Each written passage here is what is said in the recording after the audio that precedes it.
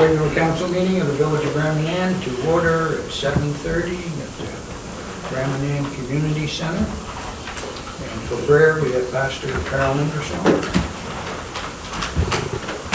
Let's pray together. Lord, I thank you tonight for our village council, for each of our councilors and the mayor who serve so diligently in the interests of our community. I ask that you would give them wisdom in every decision that faces them. Give them insight into the issues at a deeper level. Give them courage as they determine a course of action, and peace when all is said and done. We pray this in Jesus' name. Amen. Thank you. Good evening, ladies and gentlemen. The Rotary Festival was a great success with events for both young and old. There were large crowds to all events. The lobster shucking contest was great. We want to thank the people who took part. The fireman's muster was a very popular event. There was a lot of discussion by some of the public on zoning and the use of their own land.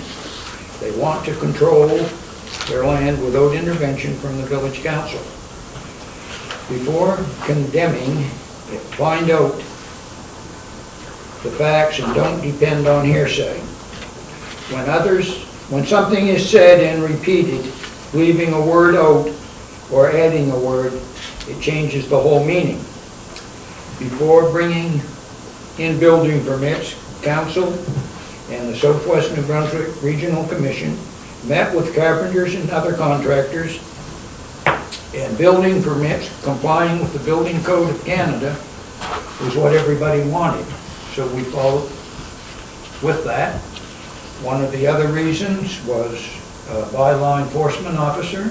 We've had a mess at Shorecrest for 2 years that we can't get cleaned up and the province can't get cleaned up. So if we had a bylaw enforcement officer, they could enforce our bylaws.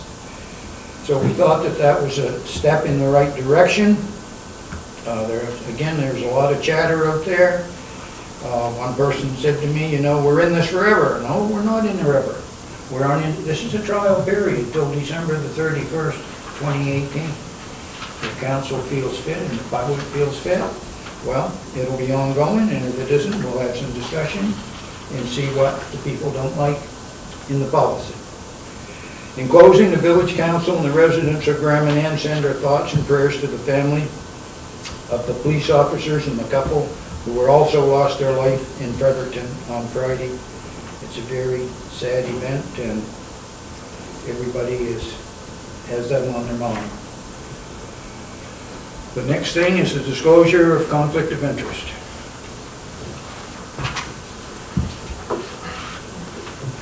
Number 5 is adoption of the minutes of July the 9th, 2018. Mr. Mayor, I make a motion to adopt the minutes as circulated.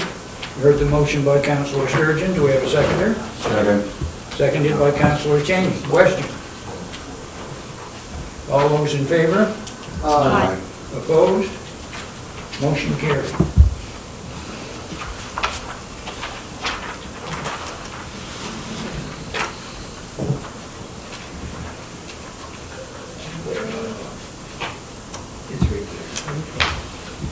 So additions to the agenda.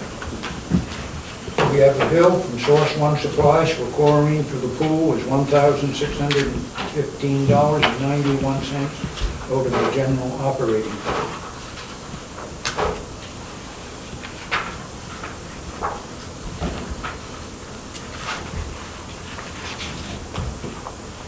I would move to add, is that it? Yeah. I'd move to add to the agenda. Heard the motion by Councilor Morris. Do we have a seconder? Second. Okay, seconded by Councilor Fitzsimmons. Question? All those in favor? Aye. Aye. Opposed? Motion carried. That will be under 13.1.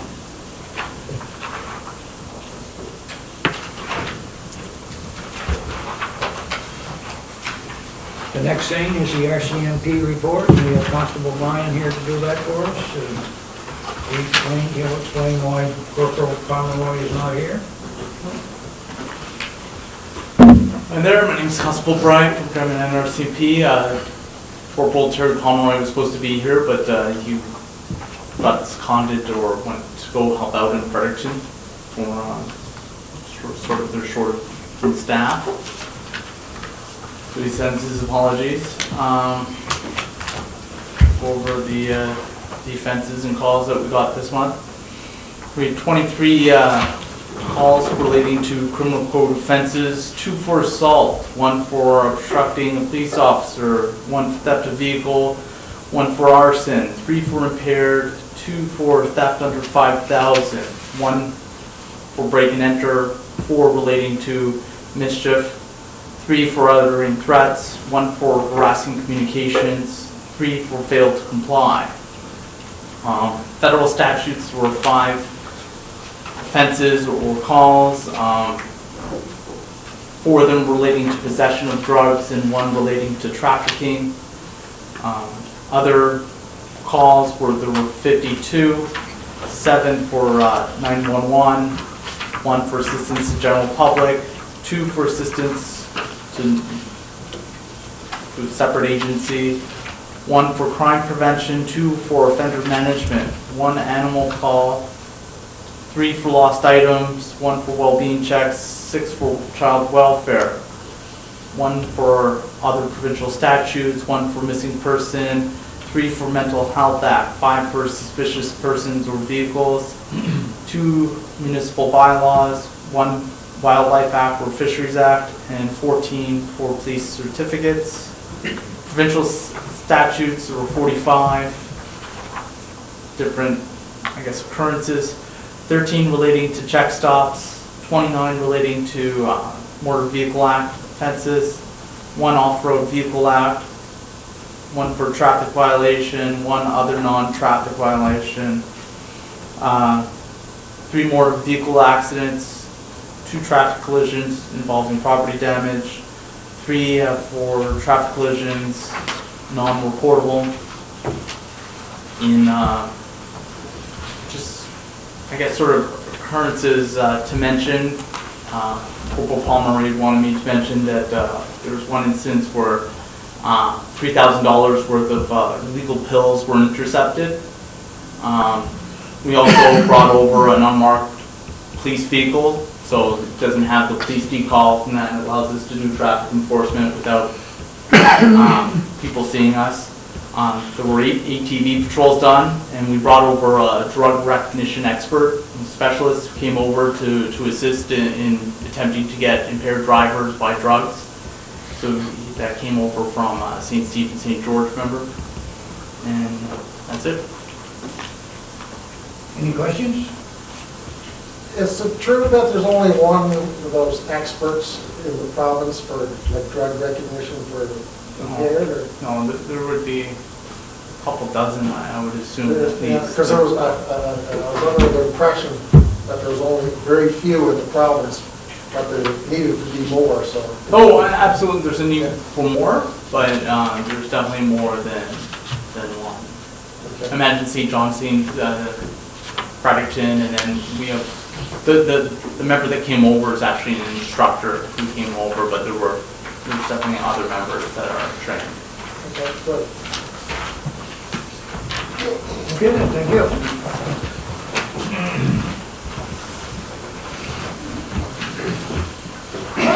Under E, old business is the Surecrest property, an update from Mr. McPherson.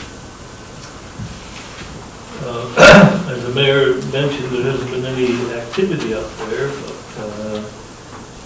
in your package, but for the benefit of the audience, I'll read what the inspector from St. John environmental people has told us. Nothing new to report on our end, other than the letter, it was a registered letter, it was sent to Sean Bostwick, co-president of company 67932, NB Limited, by registered mail, has been unclaimed and returned to us. Someone did pick up and signed off on the registered letter sent to the Minto address. At least we have one party that has received the letter. If the property is not cleaned up by September 7, 2018, we will be issuing an official notice under the new regulation with the new schedule of compliance. So they are working on it. As everybody can see, there hasn't been any activity up there since. I don't know if this is probably the place to say it, but there is some increased activity in the place, or up in that property. This seems to be coming from the cemetery. And there's been some damage up there that we're looking into. I don't know if it's related to this, but it's... I thought you meant the activity was by the people in the cemetery. Yeah. So that's where it is, the next first week in September, then if nothing's compliant, they'll... Mr. Mayor, I have a question. I've been seeing a vehicle up there and a camera. Oh, no, there's people there. Yeah. So, can we give a notice to them? I mean, No, it's a provincial file now, okay. and they... Or they can, I mean. Yeah, well, that's what they've done, they've sent them two registered letters. One wasn't claimed, the other one did. So they know, somebody in that company knows September 7th it has to be cleaned up, or they're going to, the province is going ahead and what they call compliance. They'll clean it up and then put a lien on the property to give you a cost of doing that is be paid. Our MLA, in my discussions with him, he was going to contact Environment and see why it couldn't be cleaned up now. Clean it up and put a lien on the property. But it just doesn't seem that they want to move until after September the 7th. 8.2, Thrifty Storage Building at Castelia Hall, open for discussion.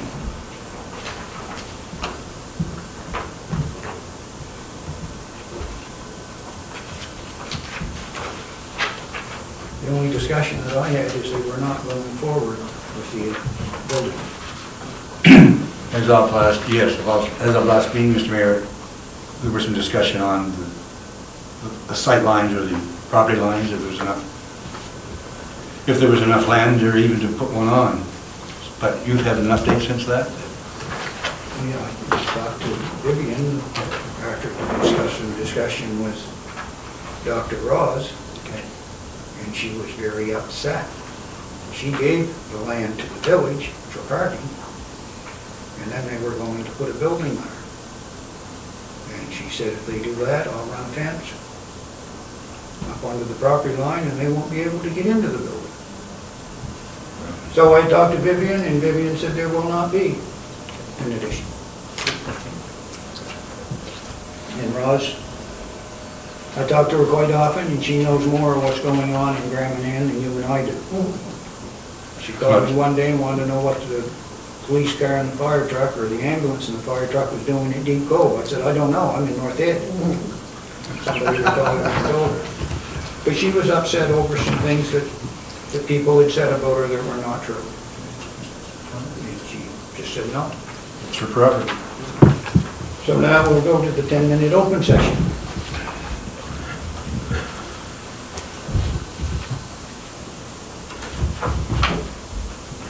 So, okay, now we're under 10, new business, and under 10.1, dog bylaw, Marilyn Guptill to address.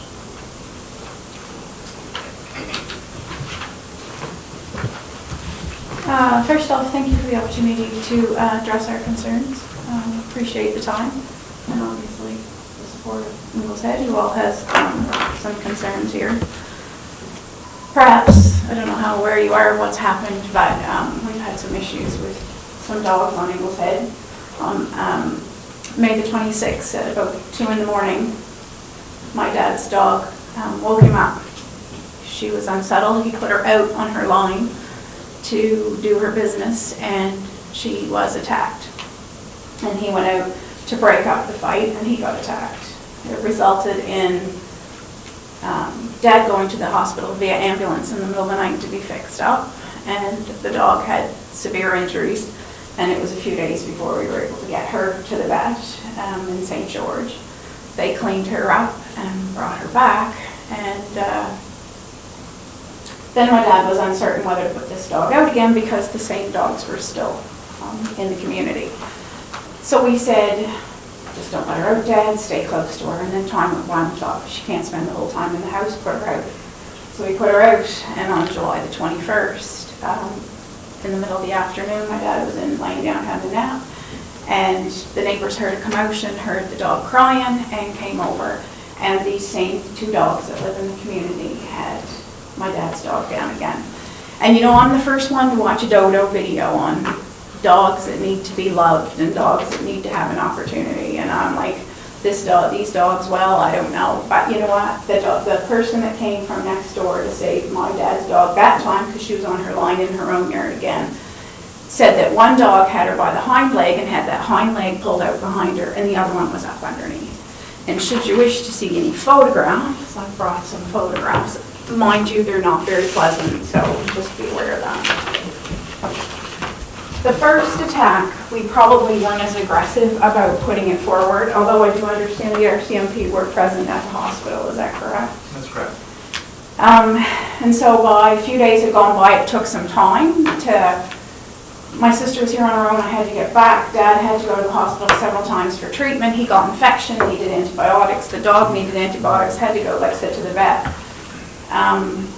So it was a few days before we made calls. We called RCMP, and unfortunately we were informed that you can't take a dog to court, and so it needed to go to the SPCA. So we then took it to the SPCA, who said, it's really not our issue.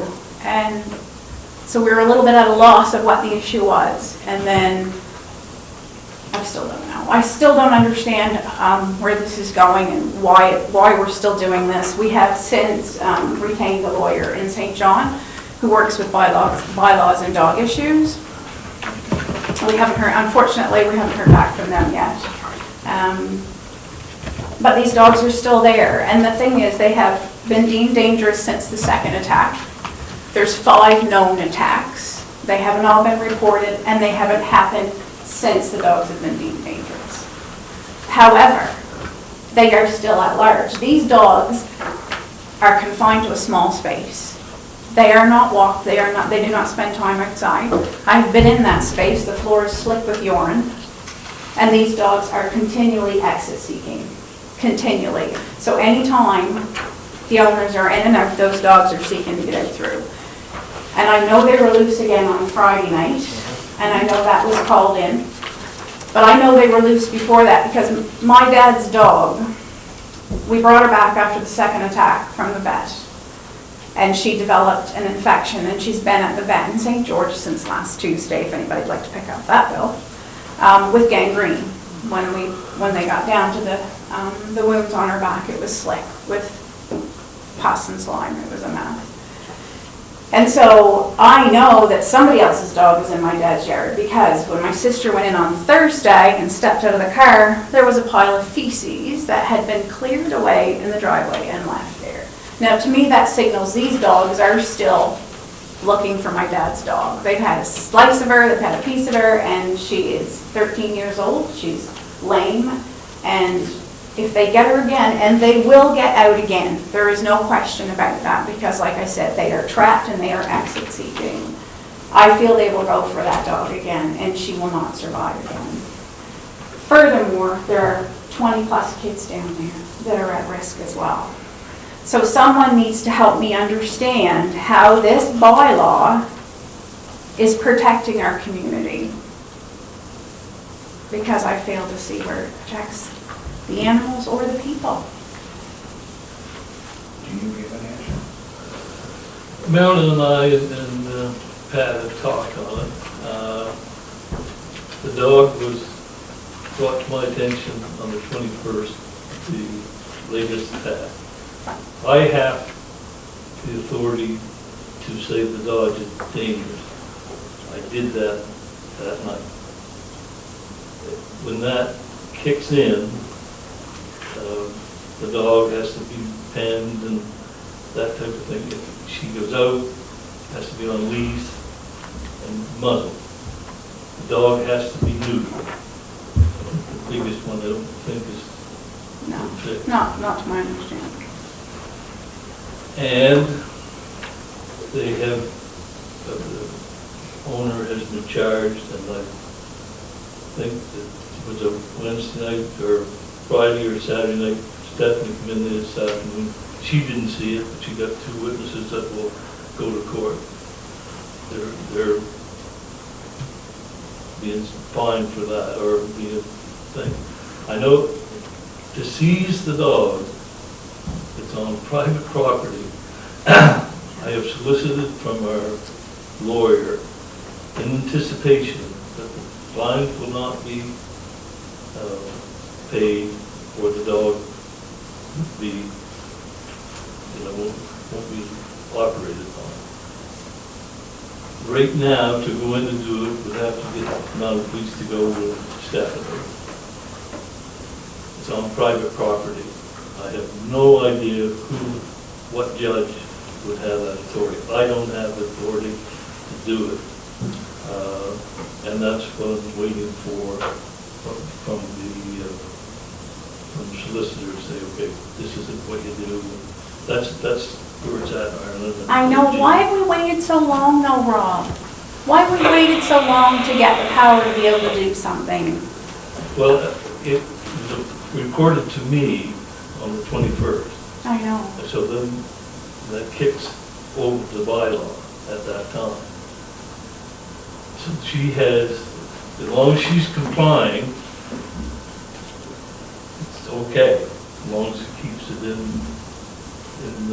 under control. The thing I'm looking at now is the neutering. I don't think that's going to be done. I still have, as long as it's on the property, I can't, or Corey can't go in there and seize it as it is right now. And when we were talking, when you and I were talking with that, I wanted you to get in touch with the lawyer. We have been in touch with the Yeah, lawyer. and- These things take time. That's why I don't understand why something wasn't done like it sooner. I think we Well- failed the community. I think I do, Rob. I Oh, yeah, believe no, that this I'm not bylaw taking in no offense to way it. protects anybody except those dogs. Yeah. Those dogs have more rights than I do. Let me tell you, if I was going around beating the living daylights out of my neighbors, I probably couldn't stay in the house with the door locked and the police leave me alone. I somehow doubt it. Yeah, that's an assault, you wouldn't be picked up and way to go. So these dogs, Yeah. But the thing is, if the 2 dogs have been seen loose, they're in violation, right? correct. So something ought to be able to be done. That's exactly it. They're in violation of the bylaw. But They're in their private residence. I know what you're gonna say. No, it's in, but they're on public, they're in private property. I mean, you just can't come in and, So what happens if they go and, and that's why I'm talking to the solicitor, say just where we're at. If somebody commits an offense and then goes in their house, somebody can go after it. that's my point. But not a dog. But not a dog who seems to have So more what's it gonna rights. take, a kid getting hurt to something actually be done? But Dave, if that dog goes back in the house, you still can't do anything, right? Doesn't matter what happened. It's been at my dog once. It was the second time Gene's dog got hurt. If Dad hadn't have been home, our big dog, he'd be dead, because he just ain't got the strength to fight off dogs. One had him by the throat, one had him by the hind leg. The other night I went to let him out. When these dogs are supposed to stay in the house, be muzzled, be on a leash, they were out running around. And then that's when I called Stephanie. So, a dog has more rights to go around and bite people and attack other dogs and nothing being done. Well, fine them. What happened with, we had the racket in the cove with a couple of dogs, and they did seize them and take them away. And I don't think those 2 dogs done as much harm as this one, these are. How did they get taken? Because these dogs, And like, these ones, and we're having a racket with these ones, what's the difference between the 2? That wasn't under this bylaw yet. Yeah, it was. That's why I have to get, It was. Those dogs in the cove, I believe, were picked up while they were on the road. Off their property? Joe may be able to. Yes, go ahead. Sorry. So, all I'm willing to offer at this point is I could maybe take steps to start initiate, like, dealing with this, like, right now. So after this, I could go and talk to the property owner, and then I could speak with the members in council and with you guys as far as maybe other steps that we might be able to expedite certain processes, so. Now's as good a time as any, I reckon. Yeah, no, I could do that as soon as I'm done here.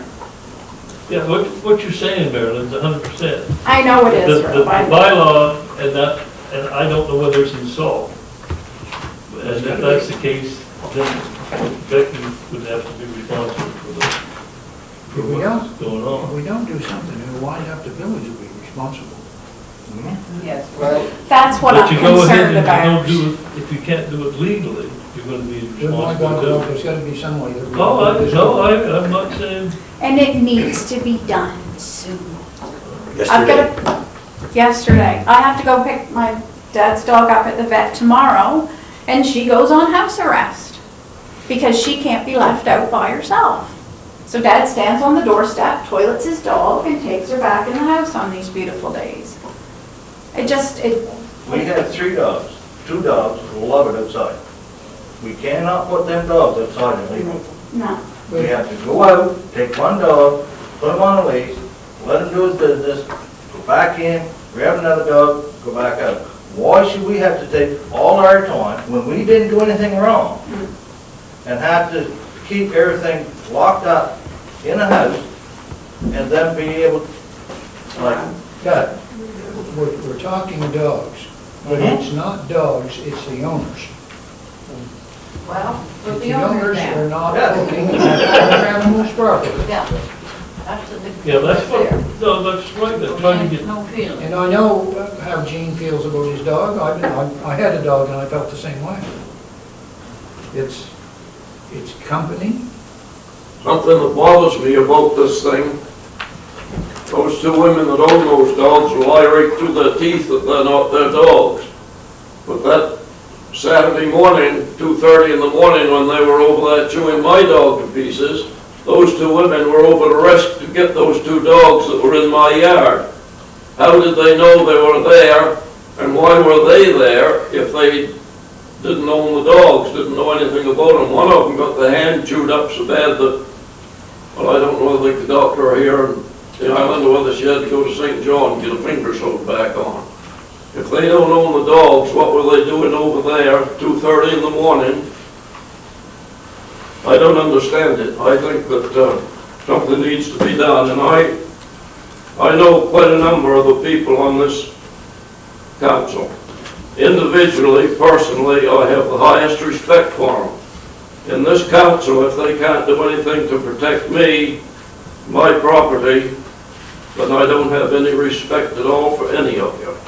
When you're out individually in the community, I do, but not here if you can't do anything to protect me and my property. And the community. I mean, we have to include the entire community, like you said, the other dogs, the other kids, the grandkids. And I mean, I appreciate you going now. I do. But why are we doing this now? Why are we doing this now? And like I said, I've got a are we just calling the police now, like it? No, the police, they were involved from May 26th. They were at the hospital when my dad went up. And then we called them to the house on July 21st after the second and I attack. called. Yes, we reported. Have a look at those pictures. Have a look at those pictures. If I went around and bit someone for that, I'd be hung and dry. I know, that's the thing. Jeez. So in other words, if we had to wait in fear, but now, like I told Matt Palmer, maybe I'm not saying it right, but if they come back in my yard, if I deal with it, if they attack my dog again, if I deal with the dogs, who's gonna get charged, them or me? You, Why, I'm protecting my property and myself. all I can say is we will give more emphasis on a direction with the lawyer. If there's something wrong with this dog bylaw, we will review it. Yes. Yes, Mr. Mayor, question for CAO on that.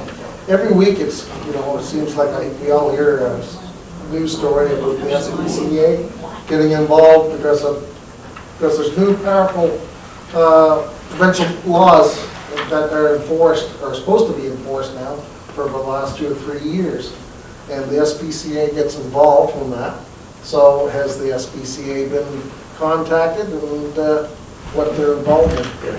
Several Yes. times, we've had several conversations with them. I think you'll find that there were almost all of the residents of Maples Head called the SPCA, and one person was told, well, as long as they were providing food and shelter, that's all they were required to do.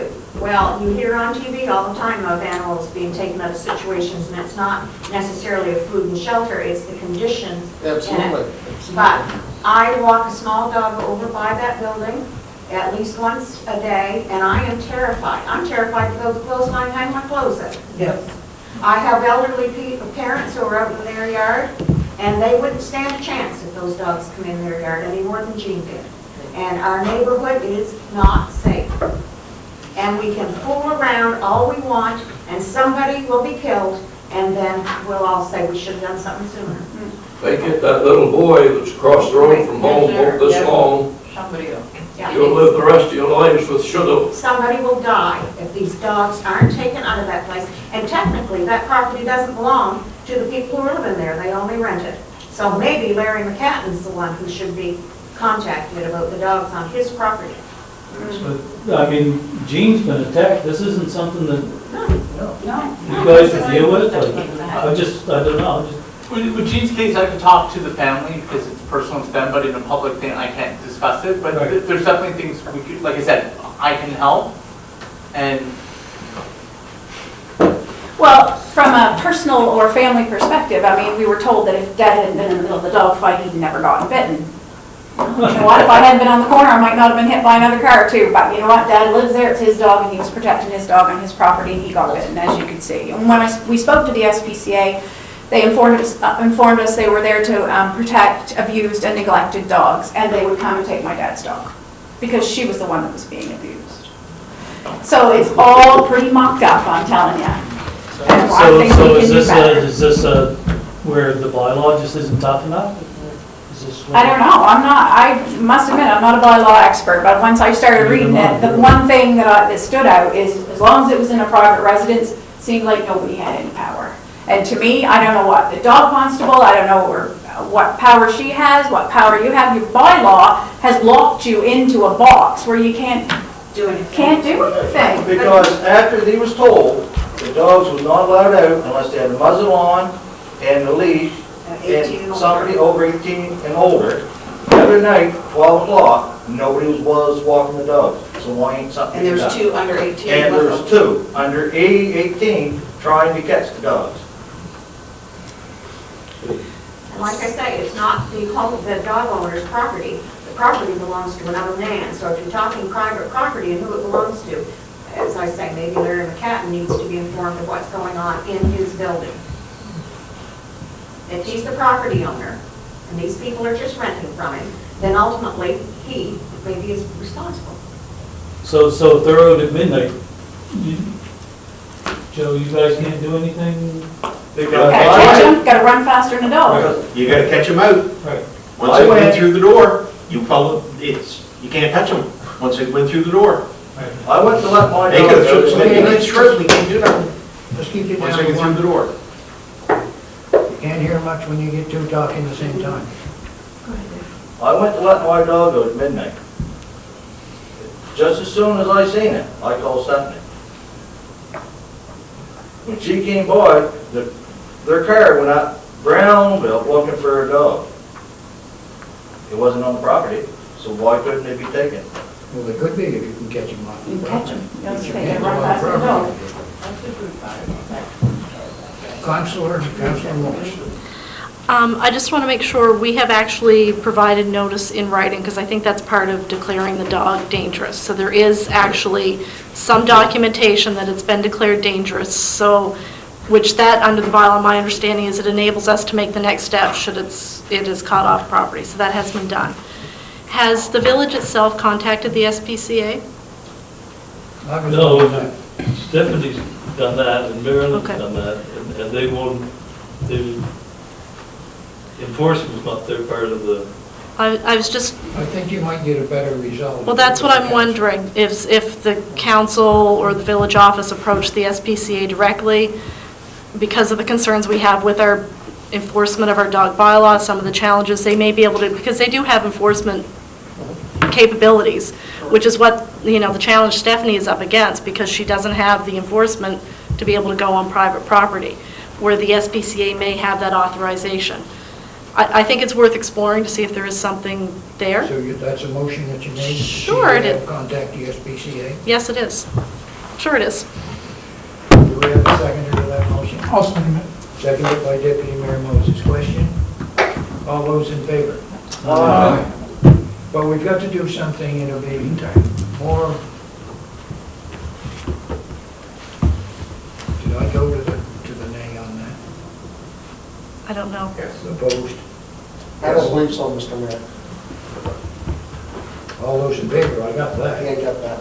So opposed, there's nobody opposing, so motion here. Yeah, okay. I think we should check with our solicitor more. And if this isn't working, it's got to be changed. Yep. And I think you need to put a time frame on it too, Mayor, Yeah. please. And if Because- you call Stephanie or whatever, maybe you should call the RCMP at the same time. No, No? I'll tell Stephanie she could call us. Okay. Just, I don't want them to have to call Okay. multiple people. You call Yep. Stephanie, she'll be the first, they're equipped to handle, and I think all of us would be happy to assist. And so she has our number, she could call us direct and. All these bylaws are like a restraining order. These dogs can walk right through them and do what they want, so I think the sooner that you move forward, the better off this is going to be for everybody. Thank So, you. you talk to the village solicitor, get word back to me, and then we'll have to go together with council. Corey, Yep. can you talk to the Crown Attorney and see, from my experience, it's an assault. The dog did the thing, but there's somebody responsible for it, it's Becky. I mean, as you can see, that's terrorizing the neighborhood. Yep. And that's, see what he says when it comes back at it. I mean, it's like Gene says, if it was a guy or Maryland, we could go and pick them up and they're off the street. Yeah. But The offense that comes to mind in another relevant case would be sort of the criminal negligence. So with assault, typically there's an intent to cause harm, but with the negligence is when you know something is dangerous and then you willfully or recklessly disregard that danger. And so that's where I can immediately go inform them, and there's persuasion that we can sort of do that maybe those dogs be rehomed, or with the appropriate. They're deemed dangerous. Once they're deemed dangerous, they can't be rehomed. Is that correct? They have to be humanely disposed of? that's in the bylaw, but what happens if you get the criminal code in it? That's, go bylaw, provincial criminal code, that I'm not sure, I'm saying I can take steps Yeah, tonight okay. to address those concerns, and we could work up a plan that sort of addresses the next immediate, and let's just hope that, by the contact I make tonight, that there are not any future mishaps, and if. But you're not. If those dogs are just waiting to get out, it's not preventable. If it was, they wouldn't be out again. They wouldn't have been out since the 21st of July. Councillor Brown. So don't hold that there won't be any more escapes, because like I said, they are continually exit seeking because they are never allowed out. They're locked in a bathroom. Or in the apartment, because we were inside the door and that's where the floor was slick with urine, so. Councillor Brown, you look like you want to say something. I would like to propose that the village look at their dog bylaw as soon as possible, call an emergency meeting if necessary, because obviously there's something wrong in our bylaw. You have to do away with the word emergency. You can call a special meeting. Well, we should call a special meeting and review the bylaw. So Rob talks to the village solicitor. Then we will. and the monthly. and talk to the Miami police. Then we'll call a special meeting. I'd like to make a motion. You can call a special meeting to review. But as soon as possible. As soon as possible. So you heard the motion by Councilor Brown. Do we have a seconder? Second. Seconded by Councilor Cheney. Question? All those in favor? Opposed? Motion carried. We will keep you informed. Thank you. If I don't hear anything, I'll be sure to be in touch with you. Do you have any idea when your lawyer get back to you now? No, we've been in touch several times, but we haven't had anything concrete. I'm hoping, because this lawyer specializes in dogs and bylaw, that maybe something will come up that you could incorporate into your bylaw. Yeah. That would be my wish, so. To seize the dog is What needs to be done now? Yeah.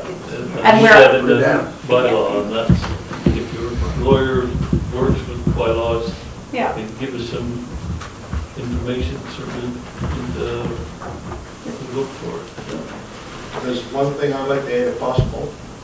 I would like to see you folks, when you do have this meeting, ask Stephanie to come, because after the last 10, 12 years of this, she's seen some things that, been on some scenes that she might have information to help you guys to redo things.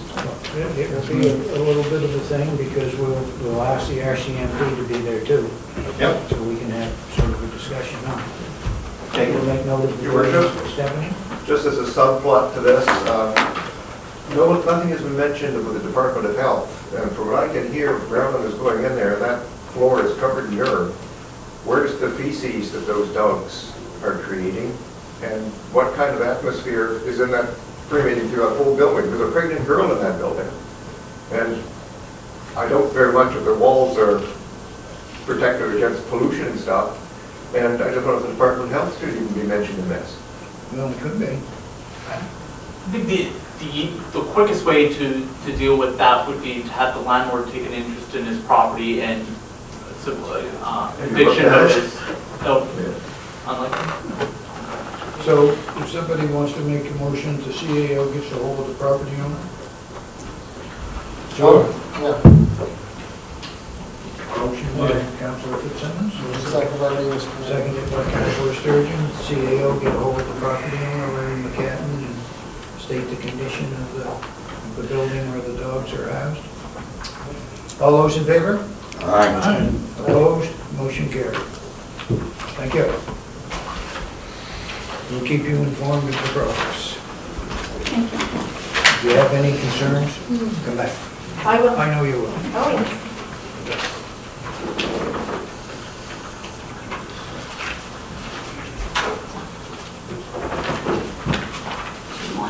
If you leave settlements. And two, New Brunswick Pardon, Service for the section Commission. was- Yeah, that's Demographic analysis report for council and motion to accept by law enforcement officer open to discussion.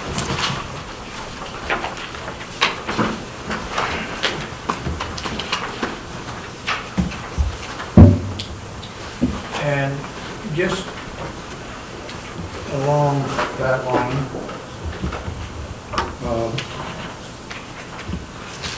Southwest New Brunswick Service Commission report to Village Council. Village Planning and Development report, completed initial demographic review of Grand Manan Island, document attached. Met with CAO to discuss timelines for updated rural wood plan, draft completion late 2019. Unsightly premises enforcement. South New Brunswick Service Commission hired training by law enforcement officer for Grand Manan, Vern Faulkner. Set up an unsightly premises training seminar for staff with legal expert on August the 23rd. Prior to approval, ensuring subdivision application has the legal right-of-way for Rose Lot, which is a great idea.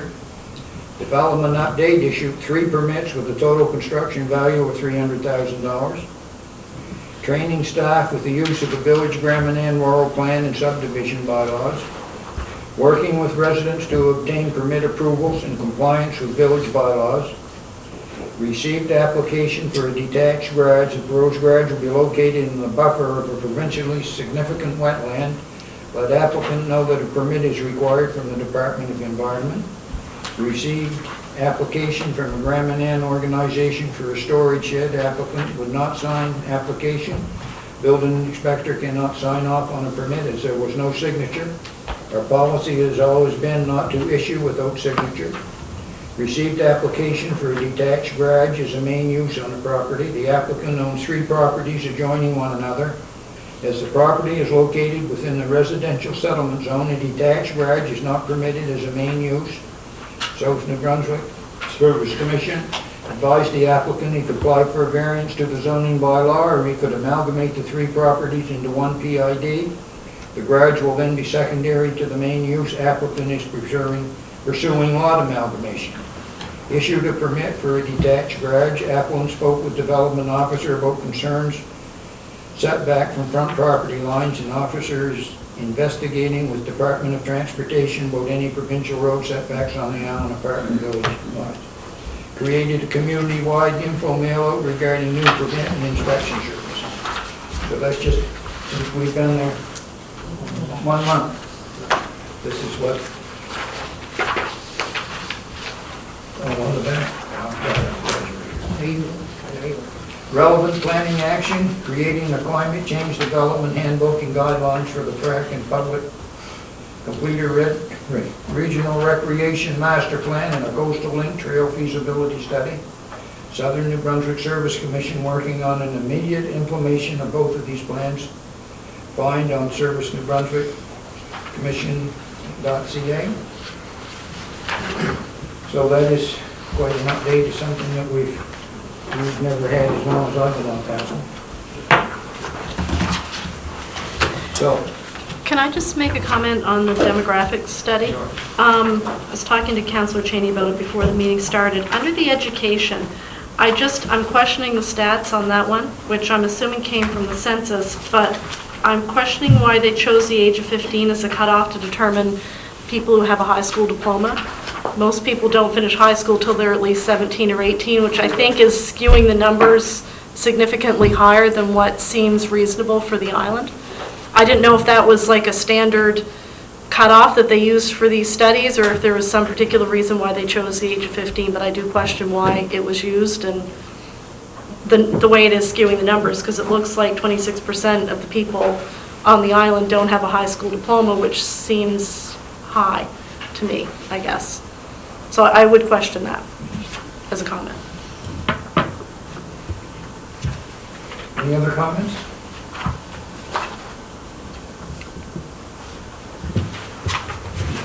Well, I thought there was 2 or 3 things that I found interesting there. It's all interesting information, Mr. Mayor. So, It is interesting. It It is. just, It's good. as I said, I was concerned about using the age of 15 as a cutoff for, Good point, you think it'd be more like 20. or 18, even 18. I mean, that tends to be the age people are when they graduate. To me, that seems like a more realistic number to start with, to look at. Absolutely. So,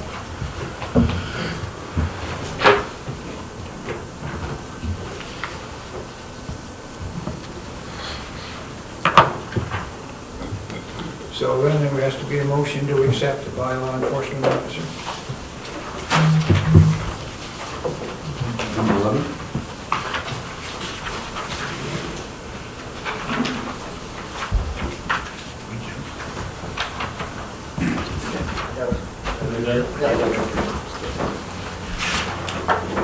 So it needs to be read, Mr. Mayor?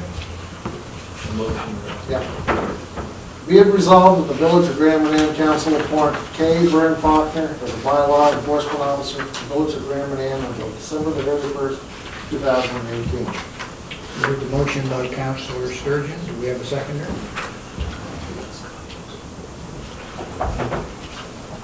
I'll second.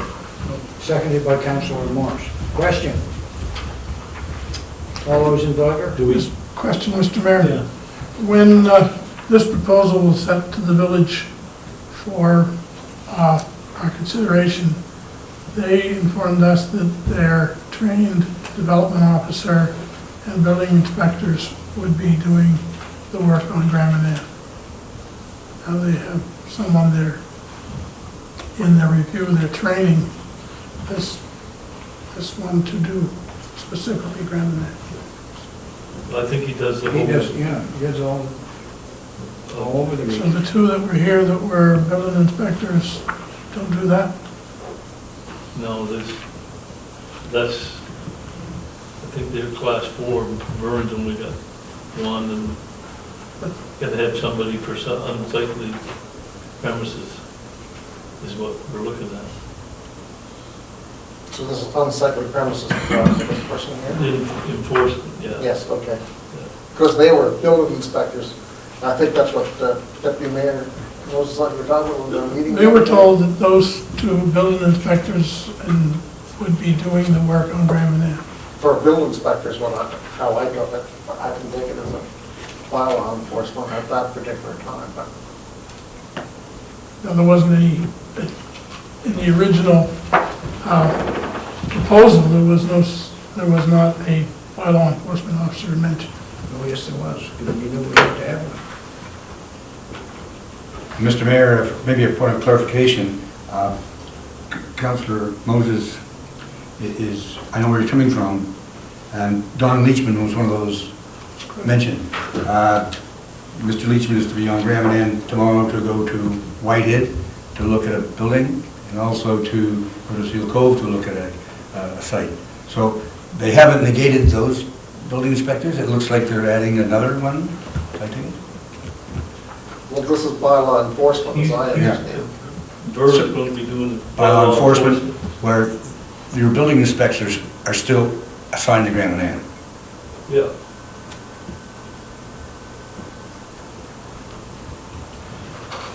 Question?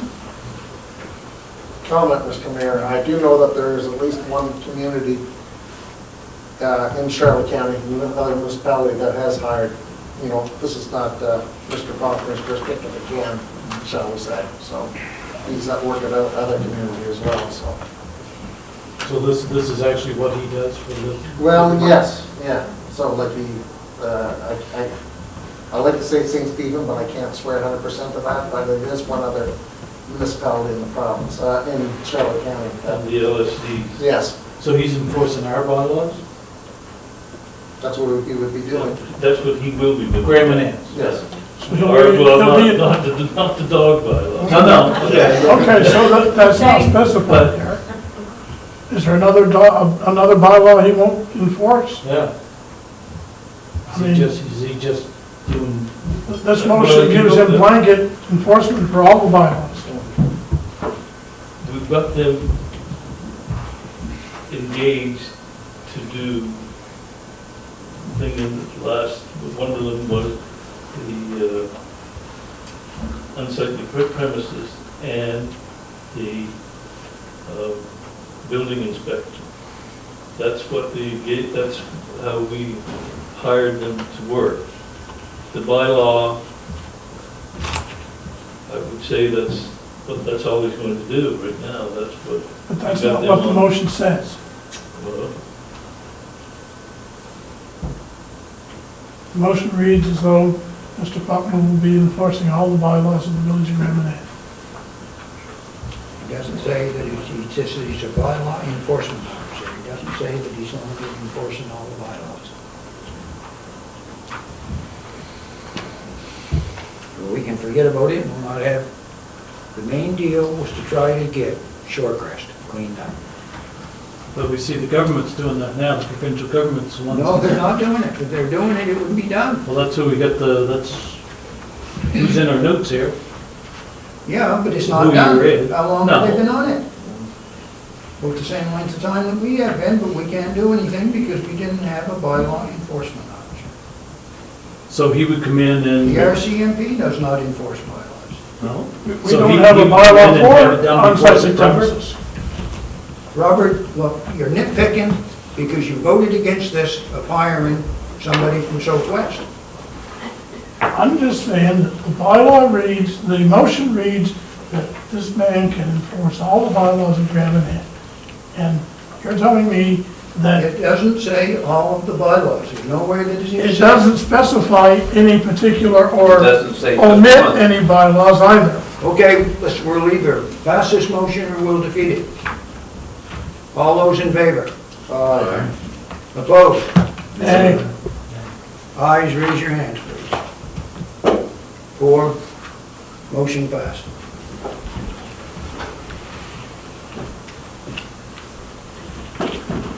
Recreation Director's Report for July 28th. There's another motion. Yeah, but that's, There's two just motions on the same page. we have a motion to be resolved, the Village of Grand Manan appoint Kate Vern Faulkner as a building inspector for the Village of Grand Manan until December 31st, 2018.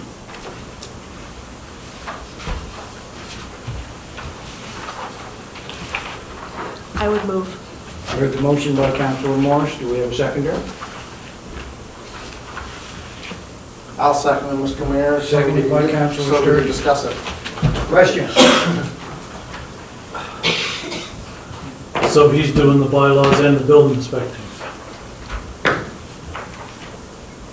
You can, that's what the motion says. But he doesn't have as high a certificate as he has other guys that we thought were gonna do it. I don't know what, he comes in, we can only do 1, 2, 3, and 4, I don't know, but he has some qualifications on that. Questions? Yeah, maybe we need some clarification on that. I mean, I've been talking to Mr. Leachman because of an issue that I was involved with, people came to me. Come to Grand Manan, he's the highest level building inspector. It's not as if he's being substituted by Mr. Faulkner. So I don't know where the controversy is, or where the clarification. Are they trying to pull a fast one on us and slip the good guys out and bring us, the on-deck guy to do the batting, or maybe we need to find out just what the plan is here. I agree. I mean, I don't think there's anything shady going on, but if they're trying to pull out the two gentlemen who would have the highest certification, and which I don't think they are, but obviously some people do, maybe we should just get that clarified. No, probably the one could do everything that's being done on Grand.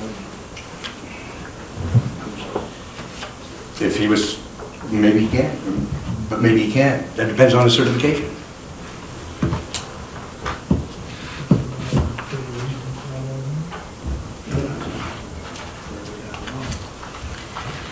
I have a question. I wasn't at the last meeting, so I'm just going back through the minutes.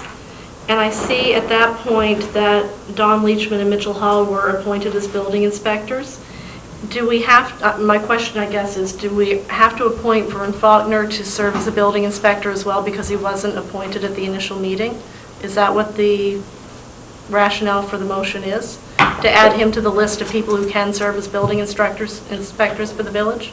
That's the idea, yeah. Okay. Okay, that makes things a little more clear. Yeah. So, also, Mr. Mayor, I just want a policy or a procedure, I guess I wanted to ask. If this motion fails, as I understand it, we cannot address it again for 6 months unless there's another motion from council to address it again. But if we table it, then we can address it again next month.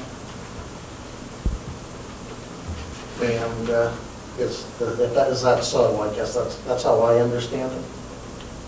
Help me on that one. I know if the motion's defeated, it has to be 6 months. Yeah. Or unless council agrees with the majority. I think it's 2/3 or something like that. Move to table and investigate. But in the meanwhile, we'll have building inspectors. What's the question? Well, those other two are already, That's what I said, that they're Yeah, active, yeah. yes. we'll just get some clarification on it, I don't know. So we're not like going to service for a while, that's what I'm getting at. Yeah, right.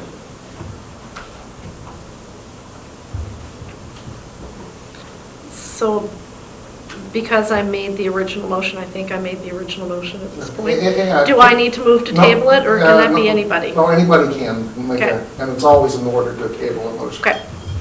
I'm not clear on my Robert's Rules of Order apparently tonight, so. So are you looking at me to make a motion to No, table? I'm good with either way, so I wanted the feeling of council, I guess. I'm okay either way, but I think if there's concern about why we're doing it, if there is question, then it would be worth getting clarification specifically about why we are doing it. Okay. So it should be table the vote on the motion. I would yes, I would move to table the vote on the motion. Is that what I'm supposed to do? Yeah. Okay. I will concur with that, Mr. Mayor. I'll second. So it's moved by Councillor Morris to table the motion. Seconded by Councillor Sturgeon. All those in favor? Aye. Opposed? Motion carries. And just I believe also, Mr. Mayor, since the motion's already been moved and seconded, so next month it doesn't have to be done again, so we can just act on it. So now, Recreation Director. Do we have to read the bylaw the third time? Well, That's later? Okay, sorry. This is further down the line. I did skip to page 2 of my agenda, sorry. You ready? Oh, yeah, we're ready. Great, good evening. Been a great summer so far for the pool. I guess we'll contribute all this beautiful weather towards it. We've seen a big increase in the attendance so far. With that, I mean, at the end of the day, the pool's still hobbling along on one leg, so to speak.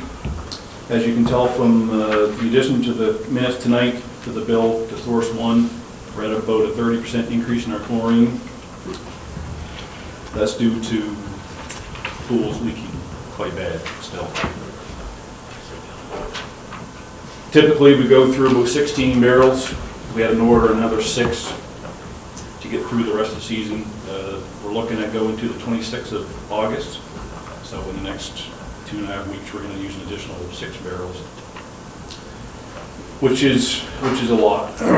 But also, we've had a little bit of a problem with some electrical pump. We're hoping to be able to keep that band-aided to get through to the end of the season to prevent any type of major repair to be done. So hopefully we can get through to the end of the season. Emphasis being on new pool, I think somewhere down the road. In that Southwest New Brunswick Service Commission report, it mentioned the Recreation Master Plan. I don't know if any of you have seen it. It's 129 pages of everything that the area could use, the stuff that we have and stuff that we could use, but specifically talks in that report about Grand Banam and Grand Banam not being able to utilize facilities because of our geographic location. More ammunition for our own pool. But we're still waiting for the rubber mulch to finish the Castelli Park. Talked to Bill Stewart again today. He's putting some pressure on his people up in the province to see about getting that mulch before the season's over. So we can hear back on that. Baseball starting to come to a close. One of our biggest seasons in a long time. Little League is wrapped up. T-ball will continue until the 28th of this month. The 13 and under provincial team that we have will go until their provincial weekend, which is on Labor Day, as well as the new softball league are looking at wrapping up this week as well. Still waiting on some improvements to the fencing in Grand Harbor. There's been a little bit of a battle with Fundy Fencing about trying to get them down to complete some repairs. And unfortunately, it looks like most of the season is going to be finished before the repairs are done. Some of the things that we're looking at doing is running a new fence kind of parallel to the right field line on the outside of the fencing along in front of where the cars park. There's been several instances where kids have some close calls with cars backing up, not being able to see the children running back and forth, going to the park or the pool. So we put in some money there to put a whole new fence that'll run from the bleachers all the way to the fence that leads you into the park. So that way there's no way that the kids can get, well, hopefully they know where they can get hit. That gives them a safe place to walk. We're also going to redo a 50-foot piece of fence in front of the bleachers. There's a bit of a safety concern there. The bottom of the fence is stretched, which causes the fencing to curl out into the ball field. So any kids coming in that area, there's a pretty good chance they could get some scrapes or bruises. as well as we're going to put a whole new top on the outfield fencing. Right now, there's a black piping that runs on the top of the fence. That's old. It's dry rotted, it's cracked, it's come apart. So we've ordered all new crowning for that as well. Rotary Festival this past weekend was another huge success. Hundreds of people came through the doors here at the community center between the markets, in laser tag, in the gym, the family fun day in the arena. It was great to see it being used. Hats off to all the Rotarians and all the many volunteers who pulled that off again. Hockey season's fast approaching. As if you can imagine it, we're less than 3 weeks away till probably turning the machine on for another 6-month season. Some initial cleanup has been underway. Paint supplies have been ordered. Zamboni maintenance has been started, as well as the minor hockey registration is taking place this week on the 15th, as well as next week on the 22nd, from 6 to 8 here in the arena. Any questions? I used to want to Band-Aids in the pool last year, and we had a little problem when we were getting lifeguards. This year, lifeguards came out, they went to St. Stephen and got certified, and we get the pool passed up. Any ideas on the numbers of entries or people using the pool this year versus last year? Don't put you on the spot. I don't have actual numbers of people going through the door. I could get numbers on family passes that we've sold. Only way really to track that would be revenue this year compared to revenue last year for ticket sales. You're feeling we're up on that? Oh, absolutely. Yeah. Absolutely. The pool's been busy. There's been times we've had to have 2 lifeguards on duty at the same time, which our number rule of thumb is that any more than 50 bathers in the water, we require 2 lifeguards. So there's been times this summer that we've had more than 50 kids in the water at one time. Good. So this regional recreation master plan, this is aimed for Grand Manan too? Like this is... Grand Manan was included. I attended a couple of meetings during the process of the master plan being generated. Went back over when the final report was done, just as an initial report, and as well as that, all that report, the 129 pages, is on the Southern New Brunswick Service Commission website. You can read it. It has all the different LSDs as well as St. Stephen, Grand Manan, all included in that, with all the infrastructure that we have, some needs, some wants, some recommendations. For us. We're in there as well. Like we can't go to, I mean, you know, we're sort of isolated here. No, and that's one of the positive things that come out of that report was it specifically said that because of the geographic location of Grand Manan, the Garcelon Civic Center in St. Stephen doesn't do us any good. It helps St. Andrews, it might help St. George, but it doesn't help Grand Manan.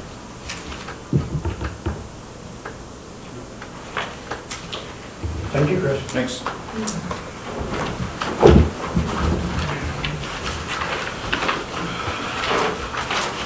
11-2, Councilor Sturgeon, you want to be done with the report? Yes. Thank you, Mr. Mayor. On July 21st, we had a Union Zone 4 meeting here in Grand Manan, and the majority of communities in their zone were present. And Mr. Mayor, there was 3 resolutions drafted in regard, and they all basically deal with trying to deal with healthcare, in particular recruiting. And one of the mayor of St. George has been working with someone from Horizon Health into coming up with a resolution that is workable, something that could actually not only, when it hits the floor at the AGM, that there's actually a chance that it might actually something come about it. So they're good resolutions. One of that's a major concern, Mr. Mayor, is that New Brunswick has one of the last, I believe the last province that actually sticks with a billing number system. And the billing number system is that it doesn't matter, it's whether you work full-time and around the clock, or whether you want to see 1 patient a week, it's a billing number. And if a person, even if a doctor wants to retire, and he does retire, he still has that option of hanging on to that billing number. So you can imagine some communities are really going without you, so well, you can't have an additional building number because Dr. McRae or Melanson or whatever is you guys got enough building doctors because the building numbers are there. So anyway, we have 3 resolutions working in that regards. So we're feeling quite hopeful that it will actually improve things. And it's interesting, Mr. Mayor, that the AGM will be right after the provincial election, so it'll be interesting to see who will show up and who will be there to listen. So another thing, Mr. Mayor, that I want to bring up is that awards, long service awards, and I believe it's for anybody that's served 13 years in combination. And the only specifications is that they got to have 13 years or more. So basically, they've got to be elected 3-4 times. And also as well, they have to be currently sitting in office for nomination. So if anybody would like to be named put forward for long service, or if anybody from council would like to recommend someone, feel free to do so. But they have to be submitted by August the 17th. Also, Mr. Mayor, there's a Leesboro Award, and any municipality can bring forth a name of any municipal elected person, either past or present, that has made a big difference in their community. So as of right now, as of the weekend, the deadline is Friday, and as of this weekend, there was nobody recommended for the award. So if you got anybody in mind, sounds like a good time to put one forward. As you remember, Mr. Mayor, a long-time serving Executive Director Raymond Murphy left us suddenly at this time last year. And the human being, what they have come forth is that they have now got the Raymond Murphy Award.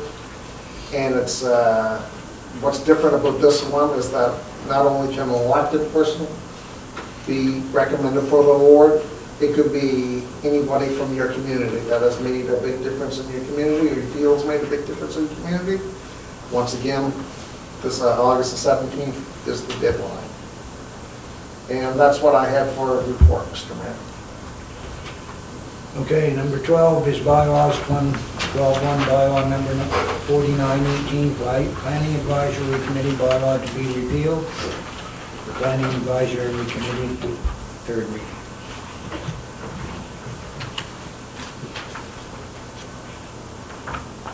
So we just have to read the title this time, right?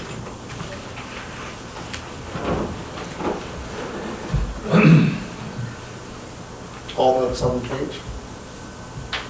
What's that? Everything on the page? No, just to, Okay.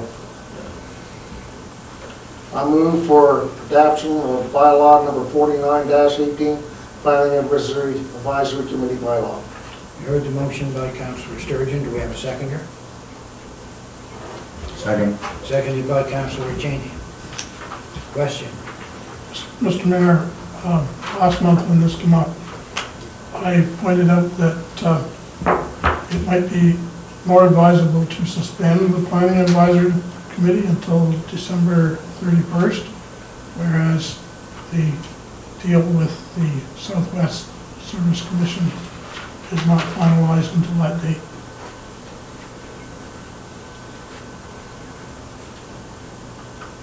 I agree.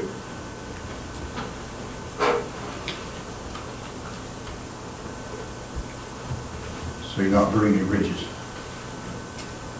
Is there any reason why we can't do that? Don't know. Well, you don't know for sure after the end of Now, September third, if you're going to do this. those should go or not. Oh, I see where you're coming from. So you can just hold back until such time. So what happens to anybody who needs, These people sit every month. well, I used to serve on the Planning Advisory Committee, and people wait to have permission to, I mean, for example, a 1 acre lot, and you got 160-foot road frontage, but you don't have to go for the Planning Advisory Committee because you meet all the standards, right? It's when people need, let's say you got 100 foot, instead of 160 foot, or if you got 7/8 of an acre versus an acre, that's when you go before the planning advisory committee, right? So what my concern is, people don't want to wait till for 6 months. What are we doing the 6 months in the meanwhile? Do people have to wait? Well, if this motion is defeated, our present PAC will stay in power. But can we move forward with the Southwest New Brunswick Commission? They've started, they gave us a report, we're moving forward. If we defeat this, do we just cut that off? Are we defeating it if we just suspend it?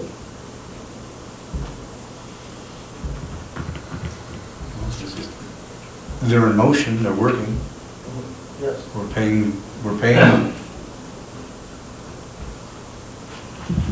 What happens in December if we decide we don't want it? Will we then have to reenact? Okay, so it's not a big deal to... I don't know. What, I know what you're saying, Councilor Montalvo, but don't keep that card on the table to see how this present works out. If it doesn't, then we haven't dissolved that initial review committee. Still got it, put back in place. But if this action tonight takes that off the table, then we'd have to start that process to bring it back all over again. Am I correct? If you know what I assume if you get rid of it, just remind Not- that. But these guys can still work. I mean, they can do the job, nobody has to wait, do they? Well, we're not waiting now. No, right. These people, they issue the building permits. And if there's contention with them, then you have to go to the Southwest. I don't think our present PAC would have authority. That's why they want them put aside. If you wanted to get out on the 31st, whatever, then you just resurrect this bylaw Back again. back again. Also, it's important to remember, Mr. Mayor, and for those who don't know, because not everybody made it to that meeting that we had today, part of this Charlotte County, we'll call it Southwest New Brunswick Service Commission, PAC, that there's guaranteed representation from Grand and Inn. So there's at least one representative. One of, However many is there. But anyway, what the thing is about it is that everybody has a chance. Now, one thing that was brought up to me, and I ain't saying this has happened, I'm just repeating what they had said, is that one of the advantages of having one from away is that there's no personal prejudices. Well, this is my buddy, so I'm going to make sure it happens. Or I hate that guy, and I'll make sure it never happens. You know, kind of thing. Like it's. And so. Won't be any room for it now. Well, the thing is about it is, it's sort of like the building inspector. When I talked to contractors with the building inspector, they said, well, I'd like to have the convenience of someone local with a nominee of someone from away. You know, so everybody's on the same square foot, right? But anyway, just as an example. So what's wrong with the plan of passing this, and if this is a back out on December 31st, as Rob says, Resurrect it again, yes. What is the difference in the timelines between suspending? I'm just trying to make sure I'm understanding what the process would be either way. So if we pass this tonight and December 31st, we decide we want to resurrect the PAC, we still have to have, it's still 2 months of readings for a motion to resurrect the PAC, correct? Because you'd have to reenact a bylaw, so you'd have to read it in January and then have the third reading in February. If we vote to suspend, we have to have, this would be the first and second reading tonight. If we would change the word from repeal to suspend, we'd have to have the third reading next month. If we decide we're backing out on the 31st, we still have to have 2 months of reading the bylaw to suspend this or to repeal this bylaw.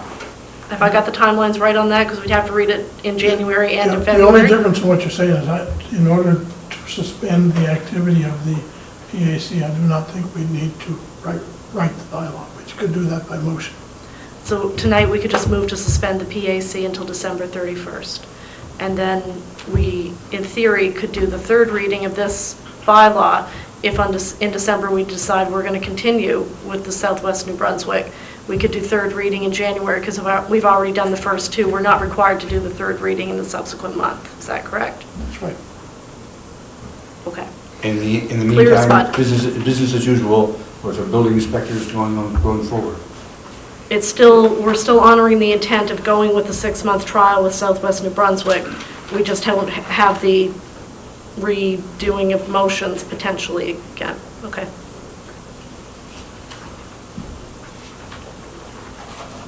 It's clear as mud in my, thank you. So, we had a motion Yes. on the third reading, a mover and a seconder. Yes, sir. So now what are we going to do? Motion's still in effect, isn't it? So we're not doing anything? We have a motion, we should take a vote. Yeah. We have a motion, we should take a vote. But if we, Yes. unless we want to table the vote. Yes, but you can also possibly make an amendment as always in order as well, if you want to say December 31st, 2018, possibly. You made the motion, didn't you? But the motion, this is already dealt with, right? I mean, like, we pass this one and then go try it. This is more than a motion, this is a bylaw. Yes.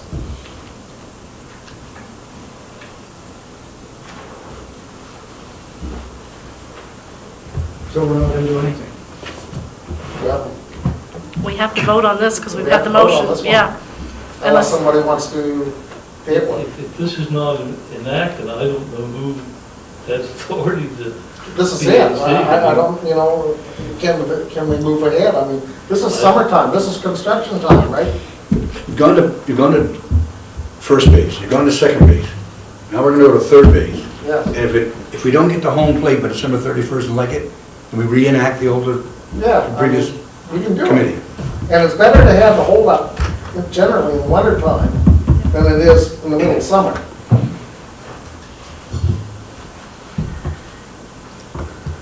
That's just my carpenter hat on me, so. So let's move forward and call for the vote, or Okay. go ahead with the third reading. We've had the third reading. This is the You're third. voting on the third reading. Okay, okay. Yep. You don't have to read it all, just the title. That's right. All those in favor? Aye. Opposed? Nay. Hands for nay. Motion carried.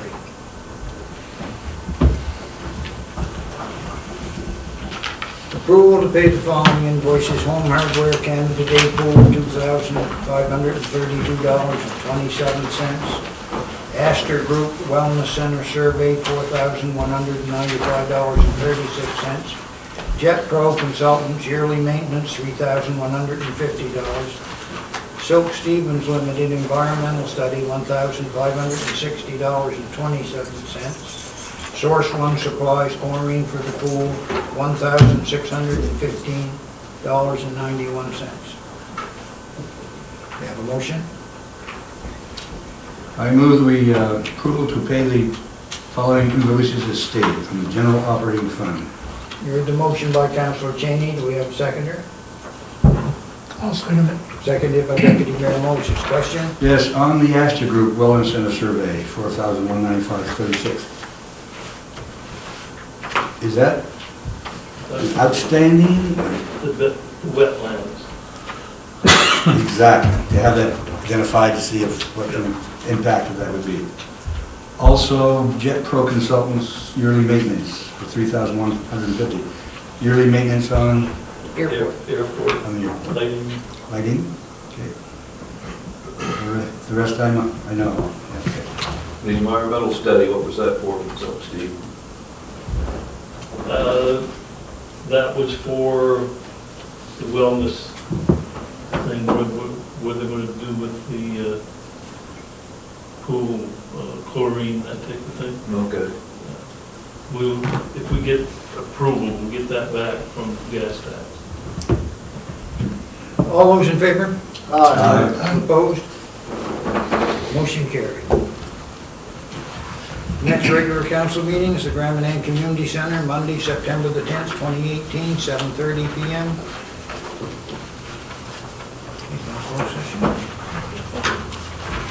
So, I move to adjourn. we heard the motion by Councilor Morris, do we have a seconder? Seconded by Councilor Sturgeon. We adjourn. Good night, and thank you.